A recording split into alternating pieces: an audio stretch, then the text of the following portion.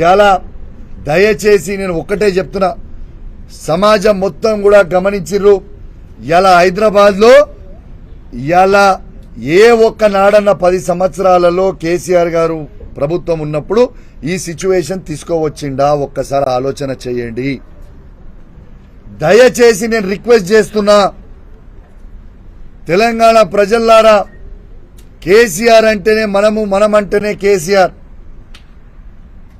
ఇలా వాస్తవంగా రేవంత్ రెడ్డి గారు మీరు ఇన్ని ఘనం తిడుతున్నారు కేసీఆర్ గారిని, కేటీఆర్ గారిని, హరీష్ రావు గారిని.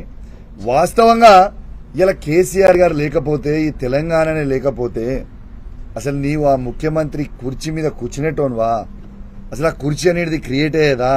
అది కూడా కేసీఆర్ గారి భిక్షనే కదా నీకు పెట్టింది. ఇలా ఏంటిదో ఎగిరెగిరి పడుతూ ఉంటారు.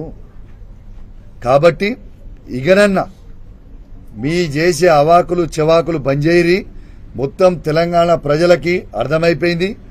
ఇలా మీకు సవాల్ విసిరినప్పుడు సవాల్ స్వీకరించడం మీకు రాదు. బంజేరి తెలంగాణ ప్రజలందరూ కూడా మీరు గుండాయిజం చేసిన గుండాయిజం మొత్తం చూసిర్రు, మీ రౌడీయిజం మొత్తం చూసిర్రు. దానికోసమే నిన్న అరెస్ట్ చేసిర్రు పోలీసులు. ఏంటిది, నిన్న హరీష్ రావు గారిని మా ఎమ్మెల్యేలందరినీ ఇక్కడి నుంచి తీసుకొని పోయి ఆ కల్వకుర్తి కాన్స్టిట్యున్సీ, షాద్నగర్ కాన్స్టిట్యున్సీకి తీసుకొని పోయింది. ఎందుకు తీసుకుపోయారు పైకి అంత దూరం? హరీష్ రావు గారు ఏం చేసిర్రు? హరీష్ రావు గారు అన్నదేంటిది? మీరు ఇలా గమనించాలి. తెలంగాణ ప్రజలు ఎట్లా తిరగబడుతురో మీ మీద గమనించాలి. ఇలా హరీష్ రావు గారిని మీరు ఆడికి తీసుకుపోతున్నది మాకైతే తెలియదు.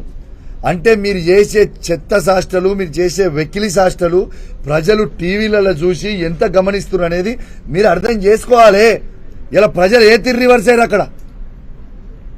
మీరు హరీష్ రావు గారిని తీసుకోబోతుంటే ప్రజలు తీసుకొచ్చి మీరు చేసే దౌర్జన్యంని తట్టుకోలేక ఇలా జేసీబీలు అడ్డం పెట్టిర్రు, పోలీసు వ్యాన్లకు అడ్డం తిరిగిర్రు, ఇలా గుండురాయిలు తెచ్చి అడ్డం తిరిగిర్రు. ఇలా మా హరీష్ రావు గారిని ఎట్లా మీరు అరెస్ట్ చేస్తారు? కేసీఆర్ గారు చేసిన అన్యాయం ఏంది?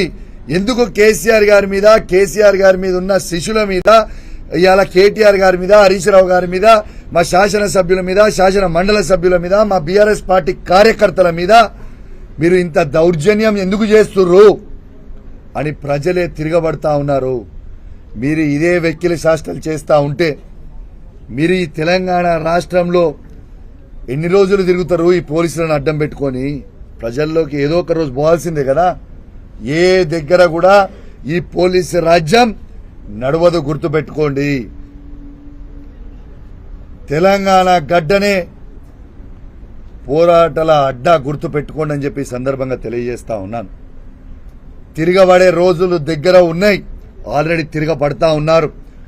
రేపు రాబోయే రోజులలో ఇంకో మీ 6 గ్యారెంటీలు మీరు ప్రామిస్ చేసిన అన్ని ఫుల్ఫిల్ చేయకపోతే ఏ ఒక్క కాంగ్రెస్ పార్టీ నాయకుడు కూడా తిరిగే పరిస్థితి ఉండదు అని చెప్పి సందర్భంగా తెలియజేస్తా ఉన్నాను.